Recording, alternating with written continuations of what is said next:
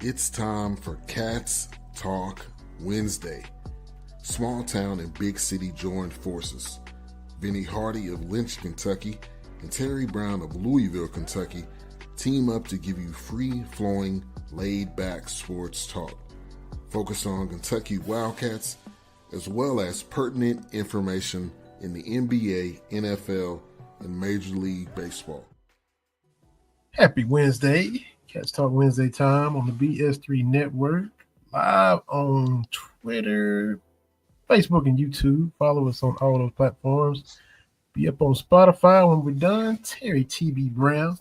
Football time to Bluegrass. How we doing, man? Rocking and rolling, man, here in the middle of the country. Making it do what it do. And let's see, according to you on social media, y'all follow him at tbrown_80. The whole world already is, as we already know. We've discussed how viral he goes. You will be back in our home state when opening football weekend, right? Yeah, I'll be back in Kentucky next weekend over that Labor Day weekend. Yeah. Really excited to get back and visit. I may be in Iowa, but Kentucky's always home, so I'm ready to get back and visit. Get some Mama B's home cooking. That's where it's at right there. Yeah, what's their, in your opinion, her top three? Oh, I got to get some greens. She usually says that for Sunday. I'm going to have bacon when I get there because ain't nothing a Southern mama and grandmama like more than, baby, did you eat something? Yeah. That's the ultimate sign of love. And so she maintains that I need to have a whole pack of bacon to myself ready to go. So I'm going to have that.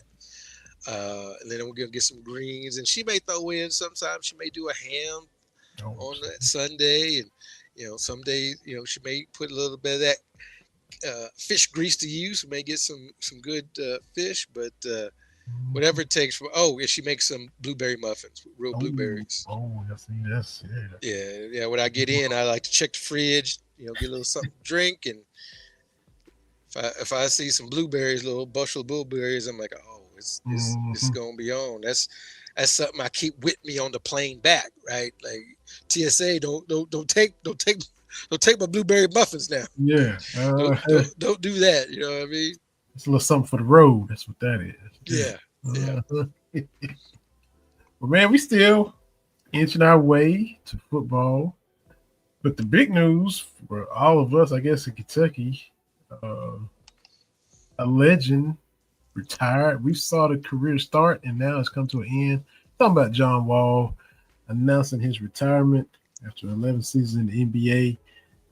We still fondly remember what he did at Kentucky before going on to the Wizards and doing his thing there and making multiple all-star teams. But, it was a little bit rough, a little bit lean when Cal came in, and of course John Wall and Cousins. But, Wall was kind of that spark, that catalyst. As soon as that season started, he turned it all around, man. He made Kentucky cool. Mm-hmm. And I say that is Kentucky's always been very, very good from the 30s, 40s on through. We've had dips, but Kentucky's been excellent, right? The Banners have been there. All-Americans have been there. Great teams, great coaches. But Kentucky was never really cool. And I'm not using that to slander any of the great players because we have great players. We've had the unforgettables and the untouchables and the fiddling five and all that kind of stuff. But Kentucky's whole thing was we were just here to beat you, right? Like we were just better than you. But John Wall specifically gave Kentucky a great player and some cachet. Yeah. From doing the John Wall to his shooting sleeve to just he made Kentucky cool on top of bringing Kentucky back. A lot of folks like to talk about, and I think rightly so, that Mark Pope understands the assignment. And I just think you need to come back in the Wayback Machine with Mr. Peabody and me and understand that John Calipari also understood the assignment. when you look at the program in 09 and you look at the program in 2010, I mean, what are we talking about? It's night and day, right? Oh my goodness, yeah. And don't forget that first loss for the Cal team was January of that season. Mm-hmm. Yeah, I remember. It's 2009, 2010. I don't even think iHeart and all that stuff as we know it. Where you just listen to radio and stuff from your hometown, your home state. Like living down here in Tennessee, wasn't really hearing a lot of Kentucky stuff. You got all your Knoxville stuff, and it's just regular radio. I don't think there was iHeart back then, but they announced it. The sports show I was listening to, whatever Knoxville show it was, and they said, John Wall just committed to Kentucky. I was at work, and they sounded like they were at a funeral when they said it. They sounded like their next of kin, their closest relative had passed, because in their minds, I think they knew what that was going to mean for us, because we had been down, we had been getting kicked around. This was the first little turn of Kentucky being back. I worked with a guy at the time named Gary Fryman. He was from Northern Kentucky, up around Campbell County, Florence, right in there, right before you get to Cincinnati. And we was always talking about the Cats, and we just kind of met and said, "We got John Wall." We just had to go talk to somebody who knew what that meant. He knew, I knew, we were about to be back. This little, like you said, things had dipped. We're about to put that behind us, and we remember that season, like you said, they ripped off 18-19 in a row, didn't lose till January, and we were back on the map. We were back relevant, back to where Kentucky should be. And you just remember where you were, and like I said, he was the catalyst to all of that. And he was a great player. He delivered. Mm-hmm. The first National Player of the Year for Kentucky men's basketball, which sounded weird in 2009. I remember having this conversation with a friend of the show, our friend Adam Jacoby. He's an Iowa guy, and it's equivalent to Alabama getting their first Heisman winner with was that Trent Richardson? Mark Ingram. Mark Ingram, yeah. Right? And it was one of those things you had just assumed that somewhere along the line we had a Player of the Year. I mean, they had Joe Namath and all them. Right. Bart Starr. Right. And we had Dan Issa. We had some greats. But I said the Kentucky thing was just being really, really good top to bottom of the roster. We hadn't had one person that really had to deliver that kind of stuff.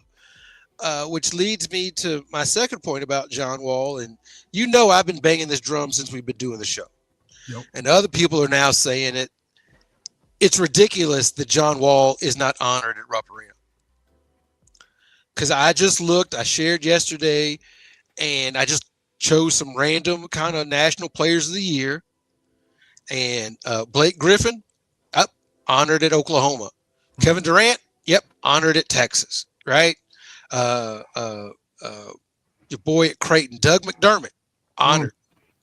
The only one I saw recently of recent vintage that are in that era that hadn't been honored was Jimmer Fredette, and because BYU has some weird 15-year requirement before they honor somebody, but everybody else, Luka Garza here in Iowa, and so, and then I see some back and forth about he's not got a top 10 player, and I'm like, my brother in Christ. There's more than top 10 people. There's more than 10 people honored at Rupp Arena right now. So being top 10 isn't the requirement. Uh-huh. And this was kind of my fear when Coach Cal took over and really focused on the one and done. Because there's a segment of the fan base that one and done, nothing. But I said then, and it's coming closer now, because how much longer is Anthony Davis going to play? Yeah. Right. So there's, in theory, in 4 to 5 years, we'll have two players that have gone through their professional careers and have not been honored as Players of the Year. Mm. And there's nowhere else in America outside of Jimmer that I've seen, and they've got their own criteria. But everybody else that had a National Player of the Year, you can't. You go into the arena and you know it. Mm-hmm. And I said when Cal took over, when John Wall was doing his thing, and then AD was doing his thing, we were going to have a crisis because it's going to look weird to not have those dudes honored. And so I can't remember who submitted the tweet, but like who else? And I gave my I think I had 5 because I had me, it's Tayshaun, and it's Keith Bogans. Mm-hmm. I think you have to put those up. Then you have the 3 National Players of the Year. That's Wall, that's AD, that's Oscar.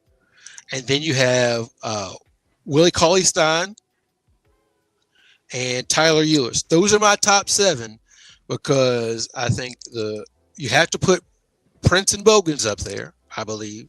Mm-hmm. You have to have your 3 all National Players of the Year, and and 8 Mercer, Ron Mercer, Okay. because that's 2. I think you should have 3 National Players of the Year and 3 first team consensus All-Americans. Mm-hmm. I think those 8 you kind of have to start with. And at this rate, Jimmer is gonna fulfill his requirement and get his recognition before we do something. His 15 years are gonna be up. His 15 years are up next year. So he's on pace to get his stuff before I got it. And there's no reason, like, I can't get, other than they don't want to acknowledge one and done, which that's the way of the world, right? Like, so those would be my 8. Short order, I would hear arguments on. There's an argument for Jeff Shepard as a most outstanding player of the Final Four. Mm-hmm. There's I think arguments for like a Malik Monk. If you want to make an argument for Aaron Harrison, I see that argument. Me personally, I don't think the numbers are there, but for me personally, I would love a Chuck Hayes, but I understand how that goes. But I think those 8 are a good 8 to start staggering in the next couple of years. You gotta start somewhere or do something. This drought, this period of this dead period we're in, and what we're waiting for, and we don't know what we're waiting for while we're waiting. The way you just said that is interesting because you said don't want to acknowledge the one and done.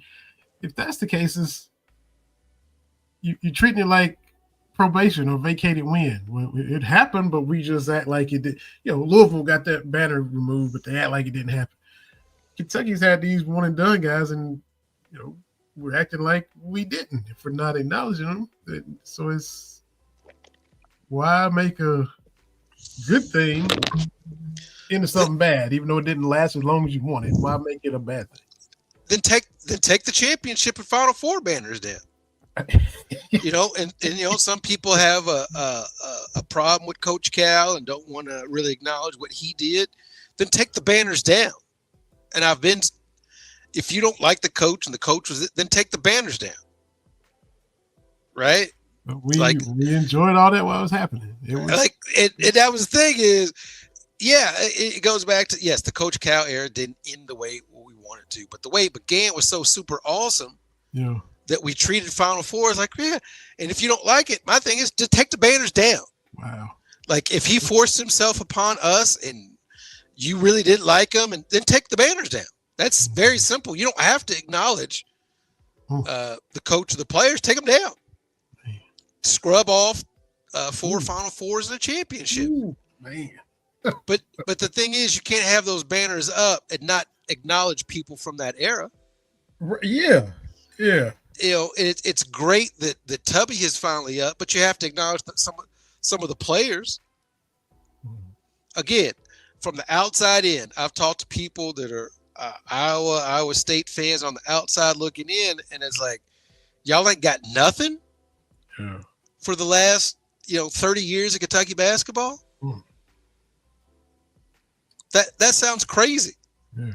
I mean, it doesn't have to be the next year, because Iowa, maybe it's a little too fast. Hey, you done in 2025. We put you up in 2026. Okay, you'd argue, but that's too fast. But you look, Asia Wilson's got stuff up and a statue. Like, I understand there's only but so much you can do at Kentucky because it's so great.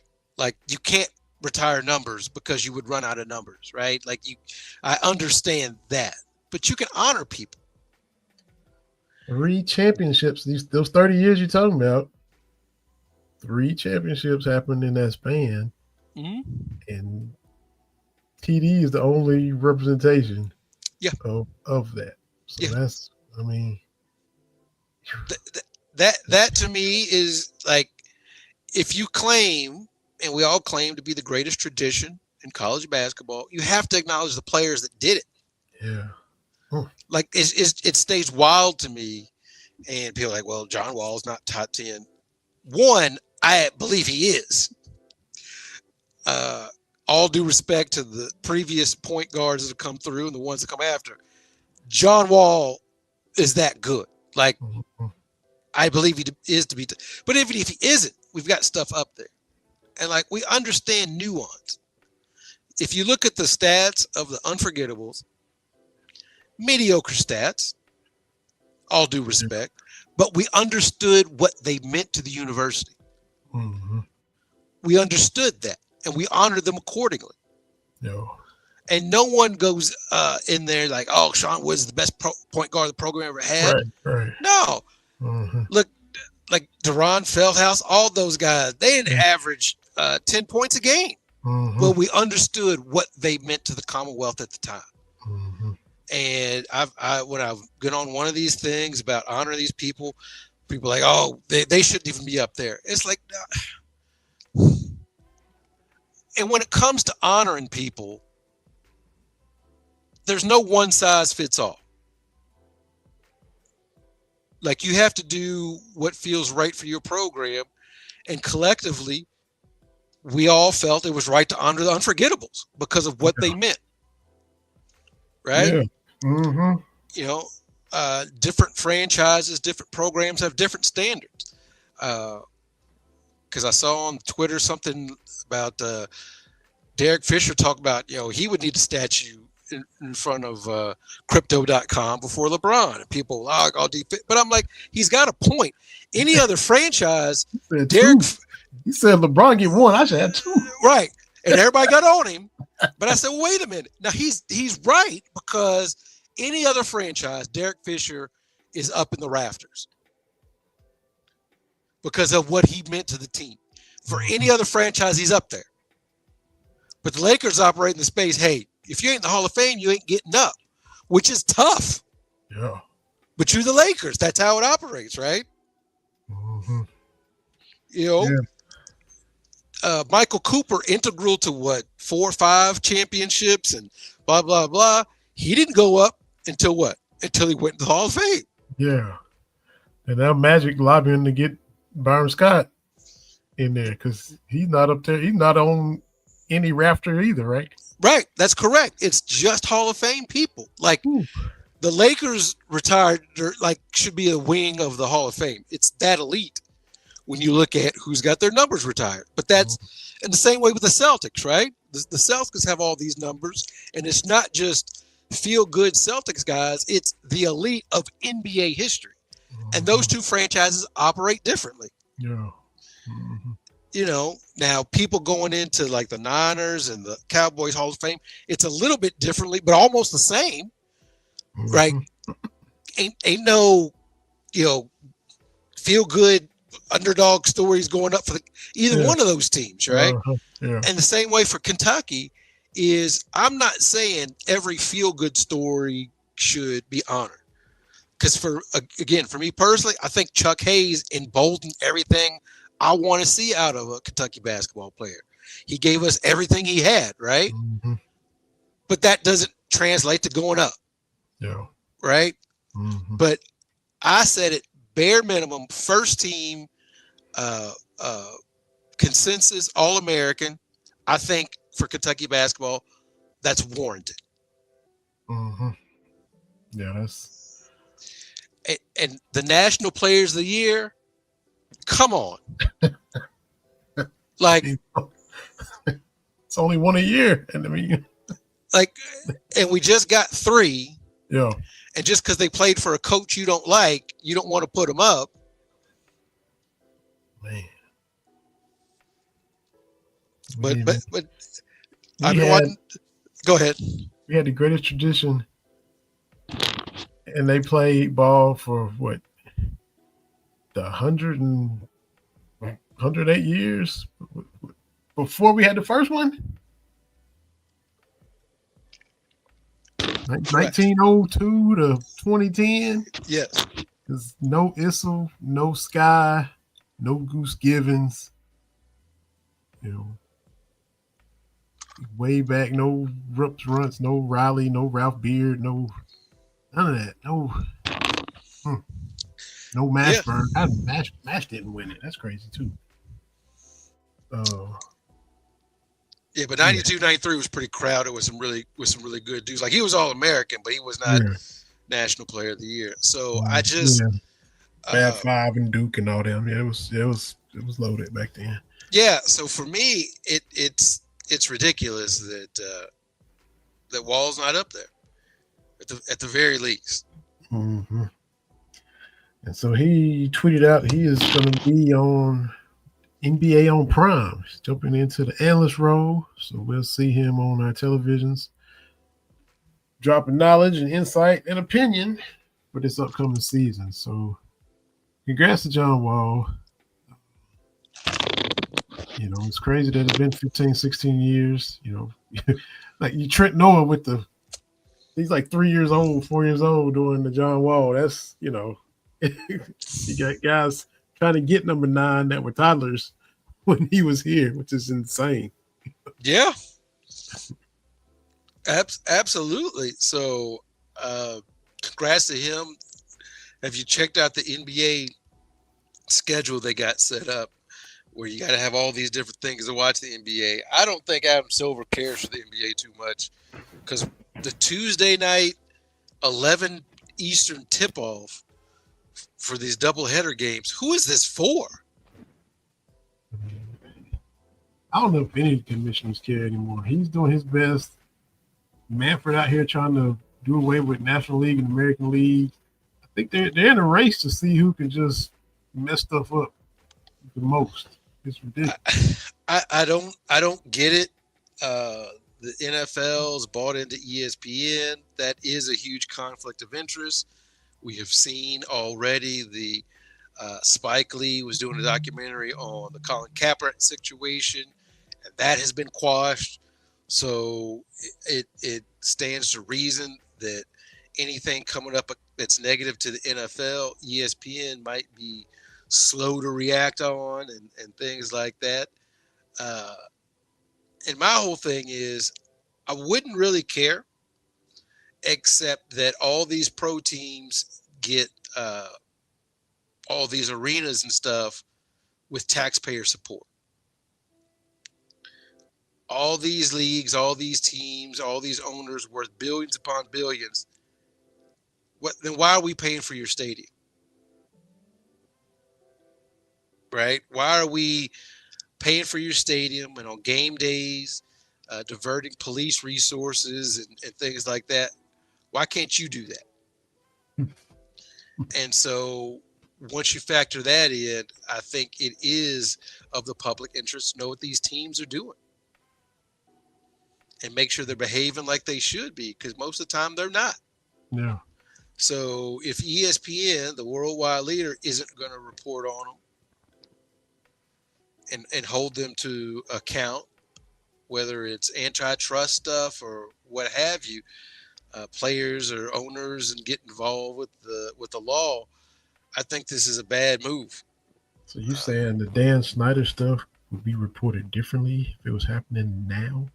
Absolutely. A few years ago. Absolutely. I'll say that the Dan Snyder stuff that they got him up out the paint, was only because the rest of the owners didn't like him. Yeah. I mean, that wasn't just, hey, we're doing this out of the goodness of our hearts. I think that was, we don't like this dude, and we can't make him sell. Because what got him in was the ticket revenue or something that they're supposed to share with everybody else, that he wasn't sharing them that money. I forget the exact specifics, but they didn't care what he was doing in Washington until he wasn't sharing the money he was supposed to share. Right. And then they were like, yeah, he got to get up out of here. No, he ain't. We ain't jobbing with him now. Now we don't. Yeah. He's crossed the line. We can't have him now. Right. Yeah. It wasn't the rampant sexism and racisms and all that kind of stuff.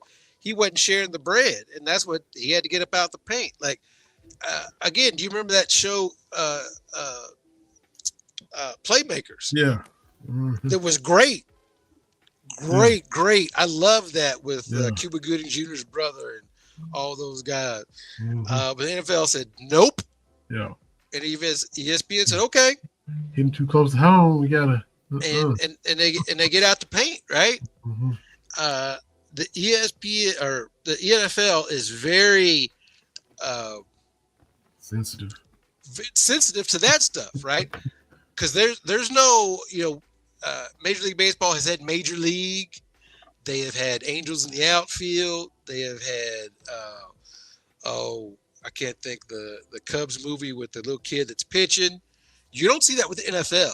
NFL, if you want to do something on pro football, you got to go do Any Given Sunday, where it's all these weird names and all. NFL, buddy, no, you are not messing with the Shield at all. Mm-hmm. Even for the only time you get is a feel good story, that Marky Mark movie about the guy that was a trash collector and then he played for the Eagles. Oh yeah, you're getting that, but you are not getting anything with the nitty gritty. That's it. Man, BS3 Network in here. Michelle says she was trying to wake up to what? As she says she's awake now. There you go. Hope you're recovering well. Belated happy birthday, Michelle. Yeah, absolutely. Number one fan as well. Yeah. So yeah, we had to start with the John Wall stuff. Yeah. The Jelavic is here too, the dude from Croatia. So we got the whole team. We're still, of course, hoping that the football team will keep everybody focusing on them, at least through Big Blue Madness, and we'll see soon enough. But Jelavic has made it from Croatia, and so he's a big. We might play more on the perimeter, but we got this Louisville game that's earlier than it's ever been since 1983. My thing, TV, you got Moreno, Brandon Garrison, a kid from Miami, Reese Potter, that transferred in. I'm just interested to see how Pope will do it with the bigs. If Quaintance can't play, which I say don't rush him back, even though rather have him later than sooner.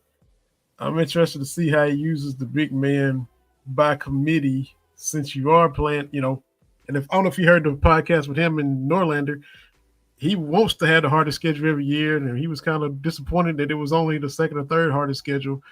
But playing Louisville early, I'm anxious to see how he'll use the bigs. Really, that'll be something I'll be focusing on when we get there. Yeah, and we'll see. Pope is saying all the right kind of things, and I want him to have success.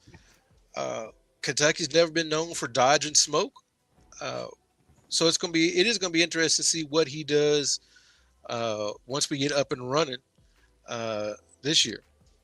Yeah, and you and I talked about him, not just because he's from Harlan County, but because we talked about Trent. You were impressed with his toughness and him not being afraid to mix it up, and from the get go, early in the season before he even really started playing, once it got to the conference games and Robinson got hurt and Butler got hurt, and then he was kind of forced to play. On the podcast with Norlander said that, because he's always everything's beautiful, everything's elite, everything's great.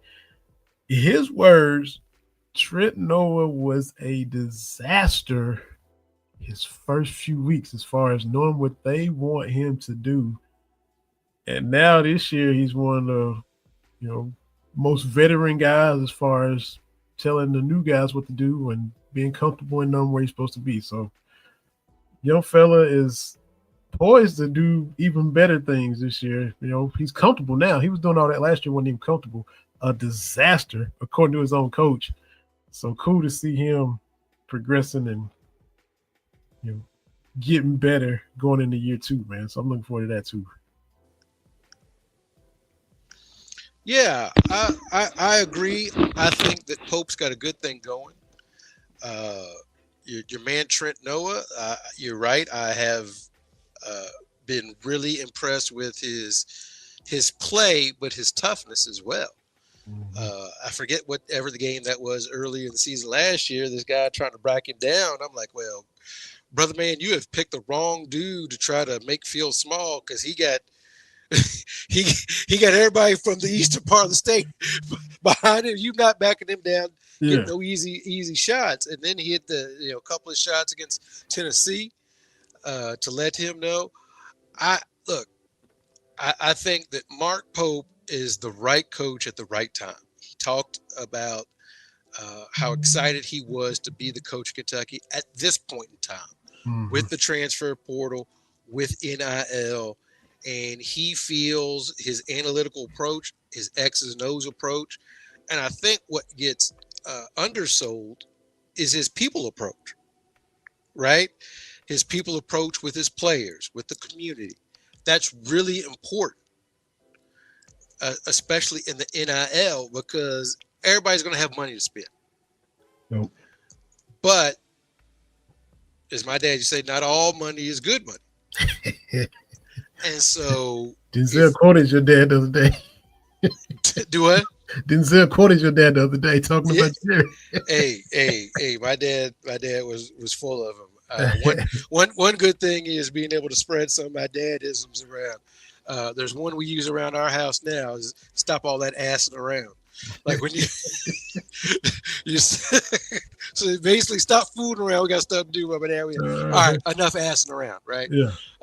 So I think with all this money flying around, I really do think that connections, personal connections, are still the way to go. And it looks as if Pope is on top of that. It's how else do you have all these dudes that can, we got a roster of dudes that can play 10 to 15 minutes a game. Yeah.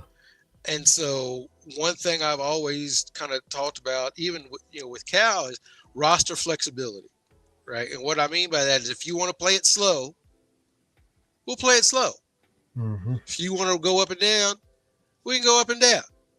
Yep. And so Kentucky now has the ability to do that at a high level. You got this new way of playing ball. We got a lot of shooters. I think we've got more drivers this year. Yeah. And we've got dudes that can play in the paint. Mm-hmm. And so the pressure's on. If you want these minutes, you gotta deliver. Mm-hmm. And that's the thing. So I think it makes for a friendly a competition, because dudes want minutes. You got a bunch of dudes that want to be here, understand what's required to be here. And as far as I'm concerned, NIL, no NIL, one and done, like we've talked about, Kentucky has been successful every iteration of college basketball. Mm-hmm. Because we want to be. There's some want to there, but guys understand there's pressure with that. No. You want to go hoop? Go to UAB and hoop. Go, but we do different. We do things different here. I've been saying it. Yeah, and the standard that the standard is the standard. Yeah. Right. Like I don't know. You see that post that the anonymous coach. Oh, Kentucky's got all this money. It's championship or bust. And I want to say again, my brother in Christ, love you very much, but that's how we operate every year. Yeah. Mm-hmm. I mean, to me, it's a. I wouldn't say championship or bust, but you got to at least get to that second weekend, right? Oh yeah. Like, yeah, you got to get to the second weekend. That's the ask. Yeah, because you did that last year. You know, on the fly, right? So, and so getting, I think for most fans, it's Elite Eight or bust. Yeah, because Kentucky's been to more Elite Eights than anybody else. That is our standard. Yeah.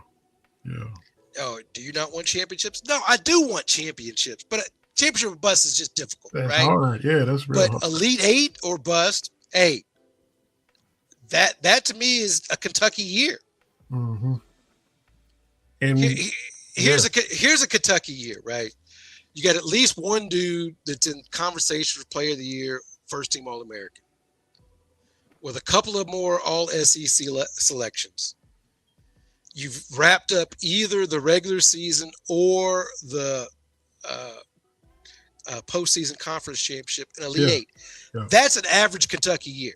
Mm-hmm. Mm-hmm. And how do I know that? We got more Elite Eights than anybody, got more SEC championships, regular season, and postseason titles than anybody. That's just what we do, right? I don't want to take that for granted because the stuff is hard. Yeah. To be clear, I do think we underplay the SEC championships and the tournament championships a little bit because that stuff's hard. Mm-hmm. That's beating teams that see you a lot. Yeah. Which is hard to do. Mm-hmm. So I don't want to undersell that. But what I'm saying is that's what we do. Mm-hmm. Yeah. Even with this little lull, as far as, success in Nashville or wherever it is, it's been a little while since we've seen that. But, the league is a little bit tougher. So it's been a little lull from the regular season titles. But, yeah, the gap is still wide as far as all time, as far as Kentucky's accomplishments in that regard compared to everybody else. And I'm like you. You say you got all these guys that can play, and everybody wanting to get these 10 or 15 minutes here and there. I've been saying it forever. You got the depth, use your depth, and looks like he's got a lot of depth that he can use. He's got developed depth that he's not scared to throw out there because he knows that, hey, they can, Aberdeen and Diabate coming from Florida and Alabama, Noah, Garrison, Chandler, you're hearing all this stuff about the progress they made. This low kid from Pittsburgh is supposed to be a legit point guard. He's on a terrible team. You put him on a team with talent and guys that can finish his assist or actually let him have an open shot because he's not double and triple team. So it's, it all looks like a nice looking puzzle. And like you said, his analytical approach as far as, people skills, X's and O's, the whole combination, plus he wanting to coach in this era, as challenging as it is, you have reason to be optimistic for a Kentucky type year. Well, and the thing is, if you're going to go through this brave new world of college athletics, would you rather be at a blue blood with a community that has, like I said, Kentucky's been at the forefront, whatever it has looked like. Mm-hmm. And whatever that means, you've got a support system, a fan base that's ready to do what you ask, right? If Mark Pope is like, hey, this NIL thing, we need to do X. Kentucky, beep, beep, like a transformer, going to be ready to do that next thing. Because that's what we have done for 80 years, right? So, and if you want to be somewhere in a scary environment, you may as well be in Kentucky because you're going to have what you need. Yeah. Mm-hmm. And that I don't say that like derogatory, but you remember we had former assistant AD Dwayne Peavy come on the show a couple of times, and he talked about when Cal made the transition from Memphis to Kentucky. You know, Cal out here hustling, trying to get people into the building in Memphis, trying to do X, Y, and Z, and Mr. Peavy is like, oh no, we got staff for that. We got you coach. Yeah. You just coach. We got you. Mm-hmm. There's a difference even among the Power Four, right? Mm-hmm. The stuff Pope had to do at BYU, you ain't got to do that here. And he knows that because he played here. Yeah. He knows the head coach ain't got to be out here cold calling people to donate to what? So if you're going to go through whatever it is, go through it here, Kentucky. That's it. Man, Gerard Baker, in 5 years since he won the SEC regular season title, 7 since they last won the SEC tournament. Yes, the margin between UK and the rest of the SEC is still wide. Yeah, that was 2018. Sasha Kalea-Jones and them when they beat Tennessee last SEC. Yeah. Shea, that was a Shea squad. Mm-hmm. And Tennessee swept the regular season that year, and then Shea and them got them in the tournament. Yeah. Sure enough. So, yeah. And look, I know what that anonymous coach is trying to say and trying to put. One, you can't put pressure on Kentucky basketball. Like you can't. That's one. Two, and if you talk about money, get your coins up. Trying to take pressure off himself too. Like look, man, if you're trying to say that all of a sudden this year Kentucky's got pressure to win the SEC, I don't know what to tell you. Or this is the year Kentucky's got no, man. Like, come on, man. Only reason they're better than us is because they're spending way more than us. That's what. Yes. They've been coming up with excuses on losing to Kentucky for generations. Generations. And this is what it looks like in this era. That's what they're gonna go with. That's what he chose to say. Well, pressure's on them, buddy. Have you ever listened to a Kentucky call-in show? Pressure's always on. It sure is. Like it just is. You got Jaden Quaintance beating Mark Pope in chess. Did you mess with the chess pieces, the knights and the bishops and the pawns a lot? Yes. Oh, your chess good? Oh yeah, I'll find pictures of my dad made me and my brothers play chess, and so, well, I shared that. You might have missed it. You know, one of those prompts like, "Do you believe in letting your kids win at these kinds of things?" I said, "No. My dad. I think for a while there, I think he taught me to play chess just so he could beat me, and we'd set it up, and he'd boop, oh man, he'd be like, checkmate, man.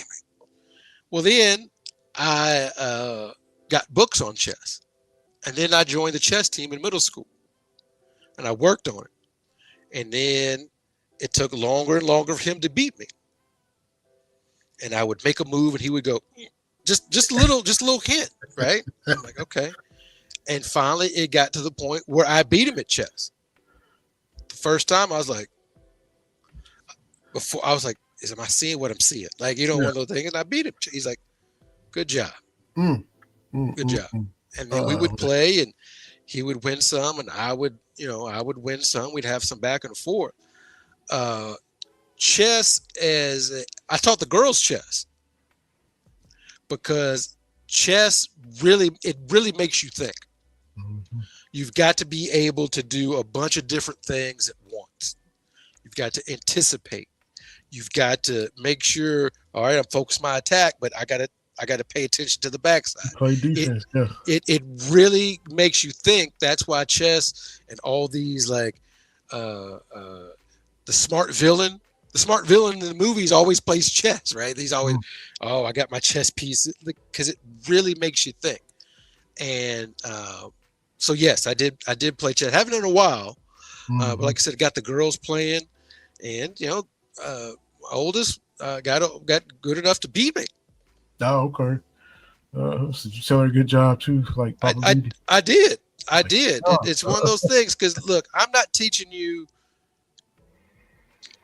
I understand that you don't want your kids to get disheartened, but you also want to let them know you got to put in some work to win. Mm-hmm. Yep. Like you get, and that was my dad's thing. If you're going to beat me, you got to put in some work to do it. Mm-hmm. Right. And Yep. so that's what I believe is you got to. No, I'm not going to let them get it easy. Mm-hmm. Although when we would play Candyland, I would sometimes stack the deck to get this game over with. Like Candyland, I'd be like, all right, yeah, you got to the Sugar Forest. Way to go. This shouldn't take 45 minutes. I gotta stop hitting the little licorice slide or whatever it is. So yeah, some of those games I'll be like, yeah, you won. I'm moving on from that. But you acting like Candyland taking as long as Monopoly. Like, hey, let's get this over with. Hurry up. Hey.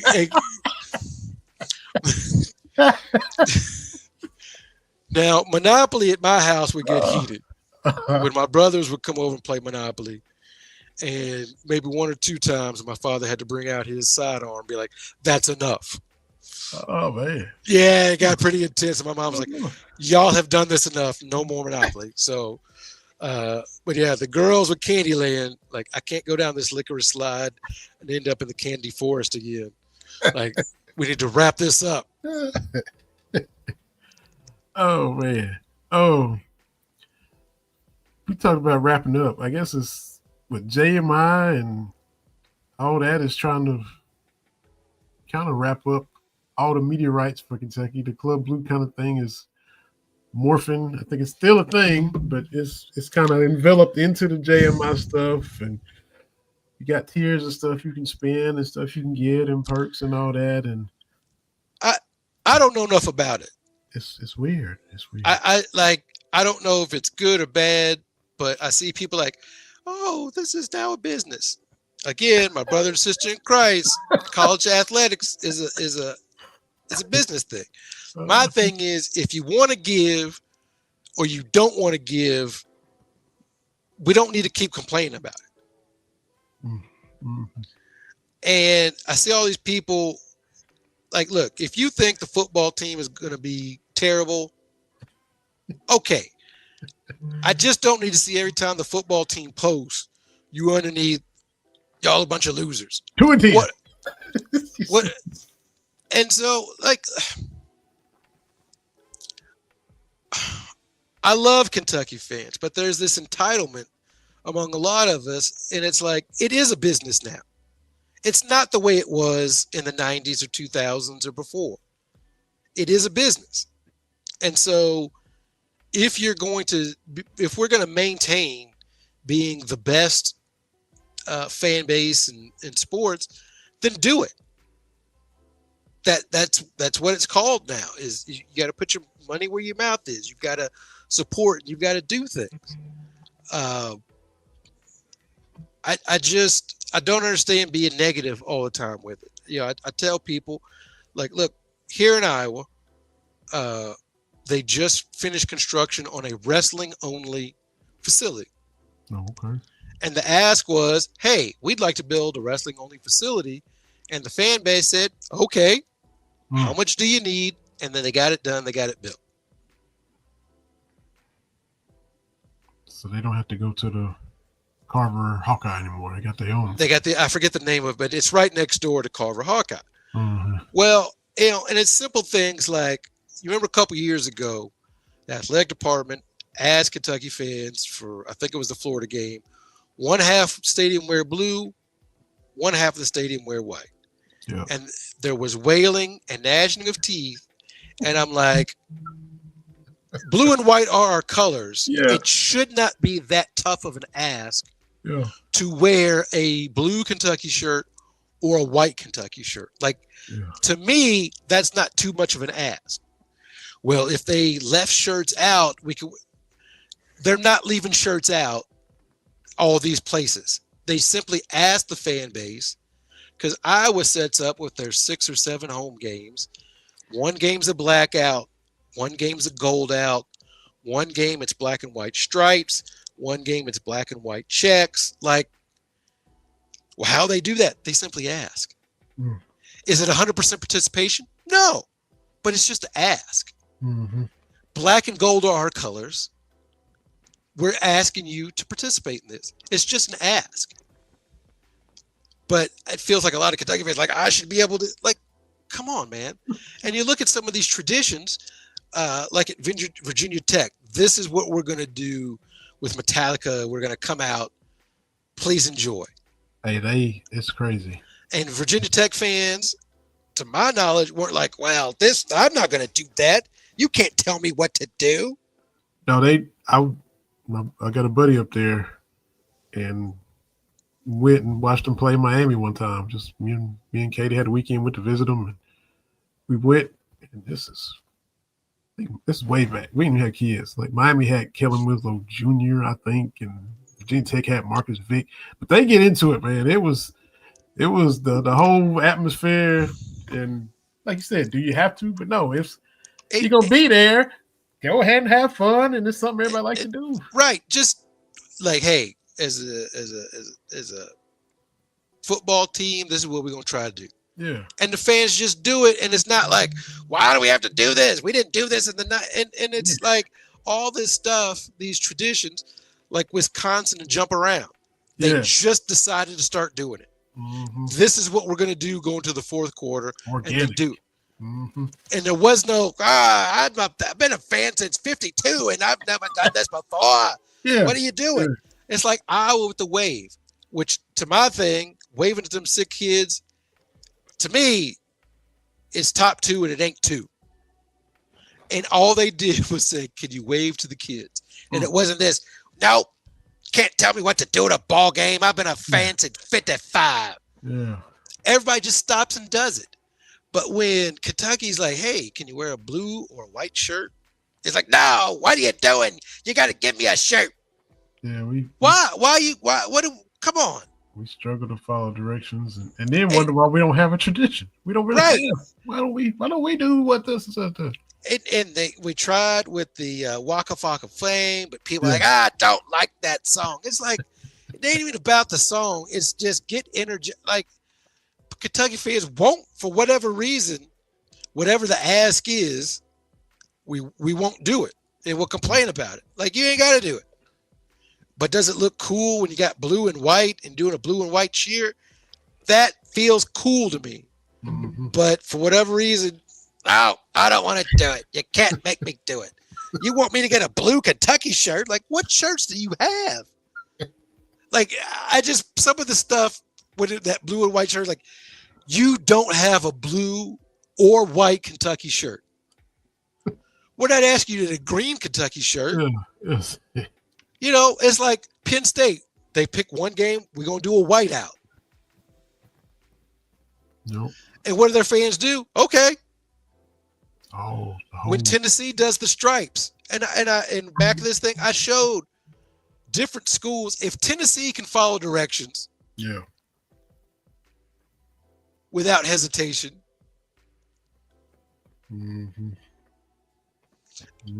can't tell me I have to wear a blue shirt to a Kentucky game. What's next? I got to wear pants. Like, what do y'all? Kentucky fans just love being mad at the athletic department, no matter what the ask is. Hey, can y'all stand for my old Kentucky home? What if I want to sit? I should have the ability to sit. Mitch Barnhart can't make me stand up. Like, why are y'all so angry? Just if you do it, don't do it. Like, why you gotta be so angry about it? And it's stuff that's so basic. Like, I gotta wear a blue Kentucky shirt. You should give me a blue Kentucky shirt. Like, you ain't got a blue Kentucky shirt? You ain't like right now, I could find like a dozen white Kentucky shirts, more than that of blue. I even got gray stuff and black. Like, no, I got them gray right now. You know what I'm saying? Like, come on, like, y'all just want to be mad at Mitch for whatever reason. I got to stand up during the Pledge of Allegiance. To buy some more stuff. So, yeah, I was looking the other day. I was like, I need some more Kentucky shirts. I'm telling Kate, I gotta get me some more Kentucky shirts. Well, I recently got a new polo shirt just last year because my newer before that polo shirt, I was like, oh, that's my newest one. Little Miss was an arm baby. I was holding her like this. Oh, So I was like, oh yeah, that's 15 years old right there. That's back that's not new. It that coach's shirt was the one. It was Coach Brooks had on. I love it. I won the ball games, right? I should love them. That was yeah. I saw I got the blue. Like oh wow, that's three coaches and forever ago. You was Little Miss, the arm baby. You was wearing that shirt when John Wall committed. You know, that's yes, absolutely. That's yeah. That's how so I traded my shirt, and then here in the next year or so, and Little Miss commits to Kentucky, I'll get me a Kentucky Dad shirt. Mm-hmm. Excited about that. Absolutely. Anywho, but I don't understand Kentucky fans. They like be great, but like be real as well. This is a business. Oh, that ship has sailed. Like it's just I don't know what else to tell you. Yeah, it's I don't know. We odd in that regard. We're a little odd with that. Because all these others, it just, hey guys, can you wear a black shirt to an Iowa game? Sure. Yeah. Like I just didn't understand the vitriol of asking people to wear a shirt.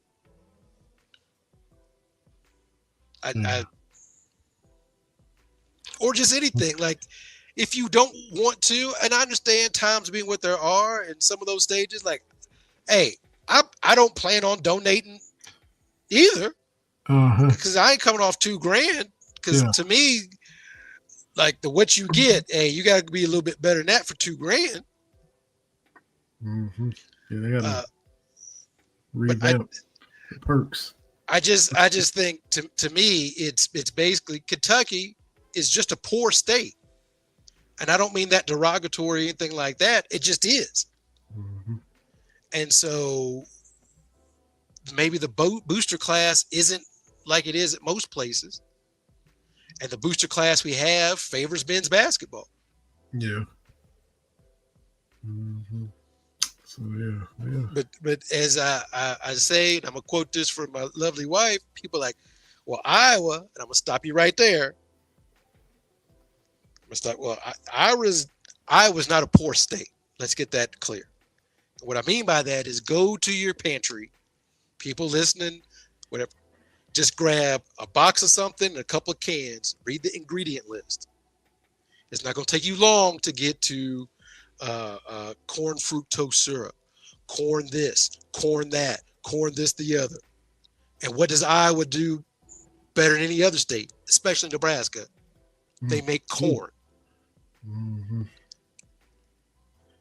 There's money in Iowa. Yeah.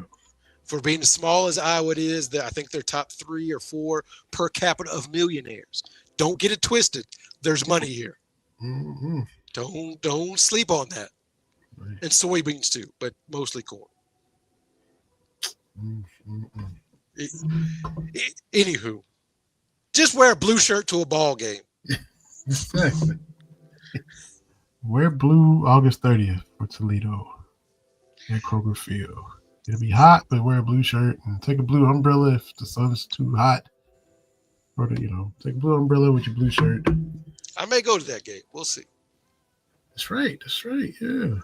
It's been a while since I've been to a football game. You'll be right there in Kentucky. Saturday weekend, just there, the ball game there. Hey. See what the Cats will do.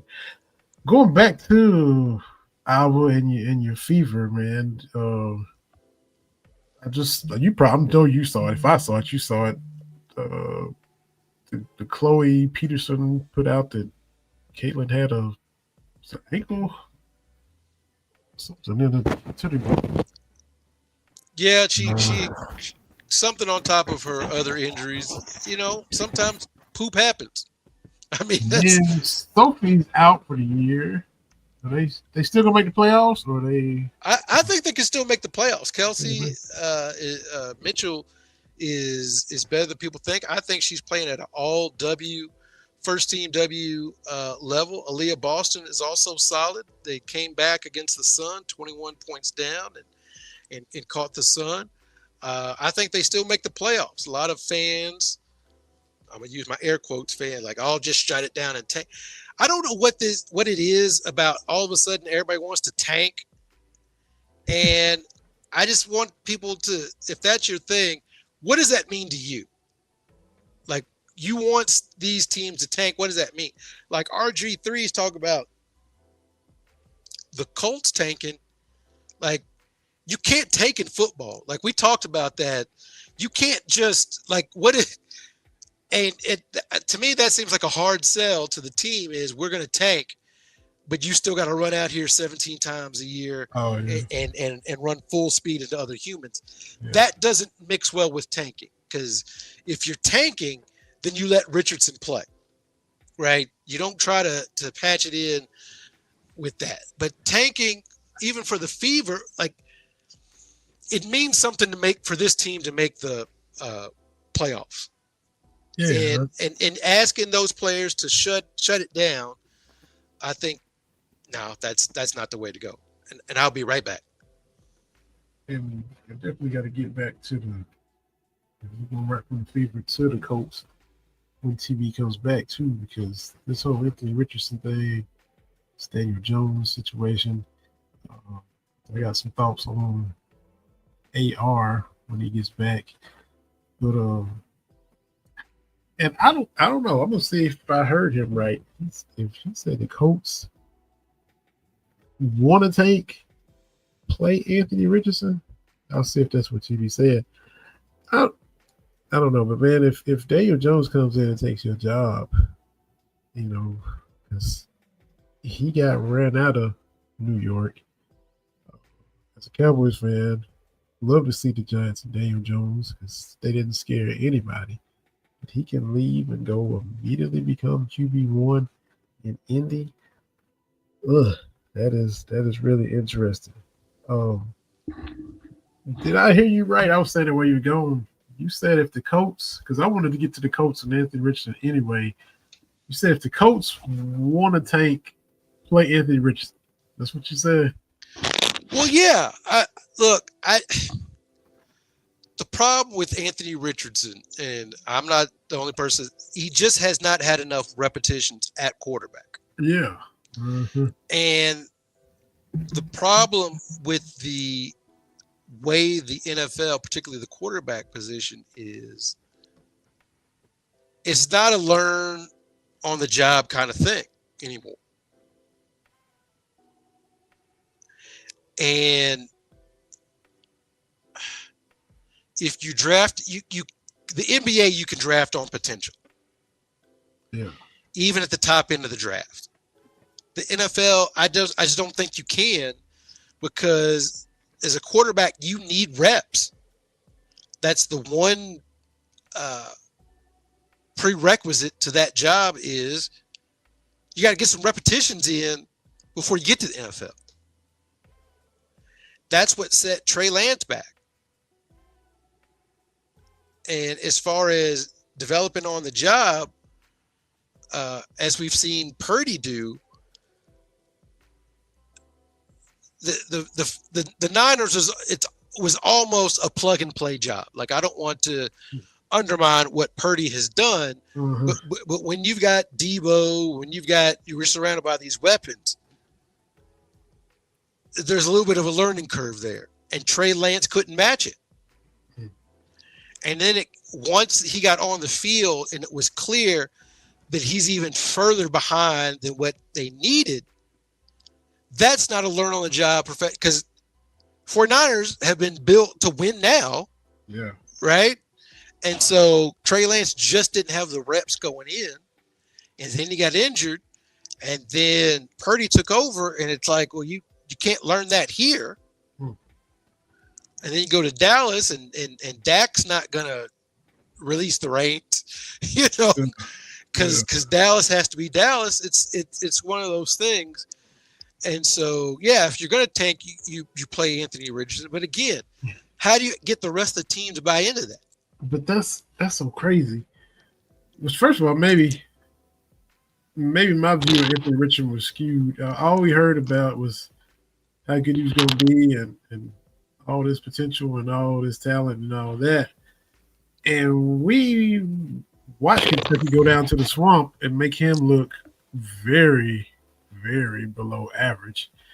And the rest of the season, I kept hearing Anthony Richardson, and Anthony this, AR that. And I'm like, Brad White and the fellas, we really, I mean, it was pick sixes, and I think they might have scored 7 points. They might have got one touchdown or something like that on their field against Kentucky. But that didn't seem to matter with his projections and his draft this and his that. And so to go to Indy, did they draft off potential? Maybe so. But you lose your job to Daniel Jones, who got run out of New York. I'm a Cowboys fan. We've been seeing Daniel twice a year for years. Ain't scared nobody. That's, I don't know the stats exactly, but our winning streak against the Giants, the Cowboys have had our struggles, but our winning streak against the Giants is insane. I forget how many years in a row we swept them. The game where Dak broke his leg and was out for the year was against the Giants, and we still won that game. That's what I'm telling you right now, TB. We beat the Giants. Dak got Joe Theismann, essentially, and we still beat New York. That dude goes from New York to Indy and just walks right in and takes the job from Anthony Richardson. Am I missing something? I mean, both these guys aren't great, but Lord have mercy. I mean, look at the Colts post Peyton. They get Andrew Luck, and refuse to protect him. Enough to the point where he's like, I'm done with this, right? But since then, you get 1 year of Matt Ryan, you get a year of from San Diego.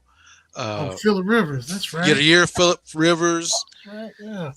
I think 1 year they wanted Gardner Minshew to be QB1, and it's just been a mess. So it's like, what's going on there under the shoe? Yeah. I don't know. And so again, with those others, now you're going to Daniel Jones. Yeah. What about him makes him desirable to you to be a free agent or trade for however they acquired him? What they see? What kind of tape does Daniel Jones put out the past 4 years? I mean, and he got another contract with New York. He got paid while he was up there again. I don't understand it, but Anthony Richardson, these young guys, it's all about the reps. And he might be on the Carson Wentz train, just be bouncing around. You look up, Carson Wentz playing for such and such now. Oh, there he is backing up Patrick Mahomes. Oh, now he play for that? Is this where Anthony Richardson's going to be now? Yeah, because I just realized the other day that Andy Dalton is the backup in Carolina. I thought he was done, but good for him. I don't know. I think some of these teams overthink it. Yeah. When it comes to quarterback, but I think it's really one of those things. You got to get somebody that's played a little bit, that understands things a little bit, and nothing about Anthony Richardson, even while he was at Florida, seemed wow to me. Mm-hmm. So I have no idea what teams are looking at. Even with Daniel Jones, I don't know what you're looking at with him. Yeah, he had a couple of big plays, but and these GMs make millions to make these decisions. TV, what are we missing? And it's just a mess. The Browns ain't had a quarterback. They've been struggling to find a quarterback for decades. The Bears struggling to find a quarterback for decades. It's just a running joke. Well, they go struggle to find a quarterback again. It's not going to pan out, whoever it is. Well, and even if you get a good quarterback, can you develop the quarterback? Because for the Bears, it's like, okay, you picked essentially Trubisky over Mahomes. So not only is it the picking, it's the developing. Yeah.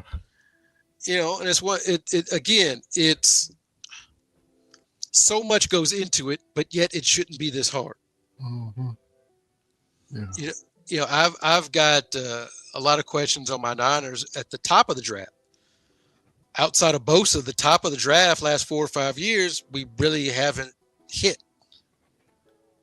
But to comfort that is you can get all-pro Fred Warner, all-pro George Kittle in the 4th and 5th rounds, and find